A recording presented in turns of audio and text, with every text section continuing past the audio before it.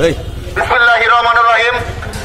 দেশনেত্রী বেগম খালেদা জিয়া মুক্তি আন্দোলনেরই একটা অংশ হিসাবে এই সিটি কর্পোরেশন নির্বাচনে আমাদের অংশগ্রহণ।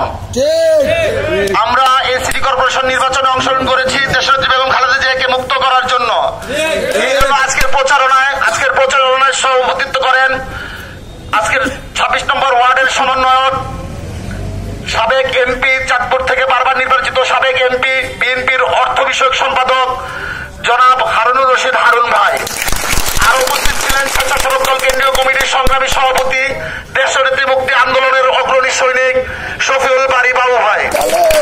উপস্থিত ছিলেন স্বেচ্ছাসেবক দল কেন্দ্রীয় কমিটির সাধারণ সম্পাদক জনাব আব্দুল কাদের ভূঁইয়া জুয়েল ভাই। উপস্থিত ছিলেন স্বেচ্ছাসেবক দল কেন্দ্রীয় কমিটির যুগ্ম সাধারণ সম্পাদক ফরদাদ জামান ভাই। উপস্থিত ছিলেন তেজগাঁও থানা বিএনপির সংগ্রামী সভাপতি জনাব এল রহমান।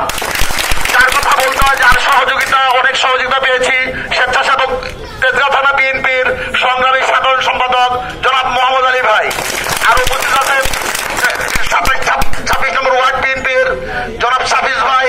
উপস্থিত আছেন আলমগীর ভাই। উপস্থিত আছেন কাজী বাবু ভাই, কাজী মজিবুর ভাই, কাজী বাবু ভাই, কাজী শাহ আলম ভাই, শুধু শাহ আলম ভাই সহ সবাইকে জানাই সংগ্রামী সালাম এবং শুভেচ্ছা। শুধু শুভেচ্ছা বক্তব্য দিব। দেশনেত্রী বেগম খালেদা জিয়াকে মুক্ত করতে হলে 1 তারিখে আমাদের ভোট কেন্দ্র পাহারা দিতে হবে। ভোট কেন্দ্র থাকবে ইনশাআল্লাহ, কেন্দ্র পাহারা দেবেন ইনশাআল্লাহ। কেন্দ্র পাহারা দিয়ে ঢাকা সিটি কর্পোরেশন উত্তরের নির্বাচনের জনাব তাবিদ আউয়ালকে ধানের শেষে নির্বাচিত করব এবং ধানের শেষে নির্বাচিত করে আমরা 5টার সময় আমাদের জয় নিয়ে আমরা ঘরে ফিরে আসবো ইনশাআল্লাহ।